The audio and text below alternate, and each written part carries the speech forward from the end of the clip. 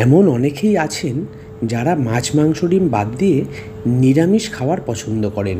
তাদের কাছে এই কুমড়োর ছক্কা রেসিপিটা দুর্দান্ত হবে। প্রথমে কুমড়ো ও আলুগুলোকে এইভাবে কেটে সাথে কিছু বড়ি ও ছোলা ভেজানো নিয়ে নিন।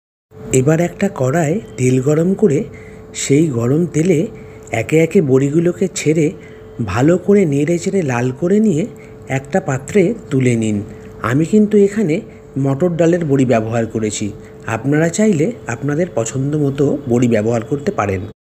এবার ওই তেলেই দুটো শুকনো লঙ্কা, অল্প একটু পাঁচফোড়ন এবং সামান্য হিং দিয়ে একে একে আলুগুলোকে ছেড়ে একটু নেড়ে নিন। এই কুমড়োর রেসিপিটা একবার বানিয়ে খেলে বুঝতে পারবেন এটা কতটা সুস্বাদু হয়। আর এই তরকারিটা আপনি রুটি, পরোটা, লুচি এবং ভাত সব কিছুর সাথেই খেতে পারবেন। আলুগুলোকে একটু নেড়ে চেড়ে ওপর থেকে কুমড়ো ও আগে থেকে ভেজানো ছোলাগুলোকে দিয়ে এবার একে একে আমি পরিমাণ মতো নুন, হলুদ গুঁড়ো, খুব সামান্য পরিমাণে কাশ্মীরি লঙ্কার গুঁড়ো এবং আধ চামচ চিনি এর মধ্যে দিয়ে ভালো করে নাড়তে থাকবো। ভালোভাবে নেড়ে চেড়ে সবগুলোকে ঠিকঠাক মিশিয়ে নিয়ে আমি কিছু সময়ের জন্য ঢাকনা দিয়ে রাখবো যাতে তাড়াতাড়ি সেদ্ধ হয়ে যায়। অন্যদিকে আমি একটা গুঁড়ো মশলা তৈরি করব। তার জন্য প্রথমে 3টে শুকনো লঙ্কা ও 2টো তেজপাতাকে একটু নেড়ে চেড়ে ভেজে নিয়ে ওপর থেকে কিছু গোটা জিরে দিয়ে ভালো করে লাল লাল করে ভেজে আমি একটা মিক্সিতে গুঁড়ো করে নেব।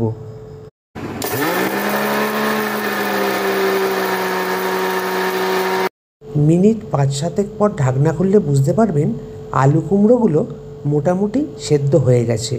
এবার এগুলোকে ভালো করে নেড়ে চেড়ে নিন। ভালো করে নেড়ে চেড়ে খুন্তি ধোয়ার মতো খুব সামান্য পরিমাণ জল অ্যাড করুন।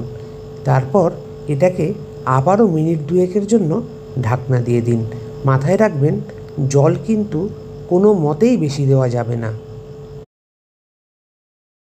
মিনিট 2 পর যখন একটু মাখো মাখো ভাব চলে আসবে তখন এতে আগে থেকে ভেজে রাখা বড়িগুলোকে দিয়ে একটু নেড়ে চেড়ে যে গুঁড়ো মশলাটা আমরা রেডি করেছিলাম সেগুলো দিয়ে ভালো করে নাড়িয়ে চাড়িয়ে নেব। একবার এই রান্নাটা ট্রাই করে দেখুন না, কথা দিলাম 8 থেকে 80 বাড়ির সকলের পছন্দ হবে। বিশেষত যারা নিরামিষ রান্না পছন্দ করেন তাদের কথা ভেবেই আজ এই কুমড়োর ছক্কার রেসিপিটা আমি আপনাদের সাথে শেয়ার করলাম। আমার এই ভিডিওটা আপনাদের ভালো লাগলে আমার চ্যানেলটাকে সাবস্ক্রাইব করে বেল নোটিফিকেশানটা অন করে নিন যাতে পরবর্তী ভিডিওগুলো পেতে আপনাদের সুবিধা হয়।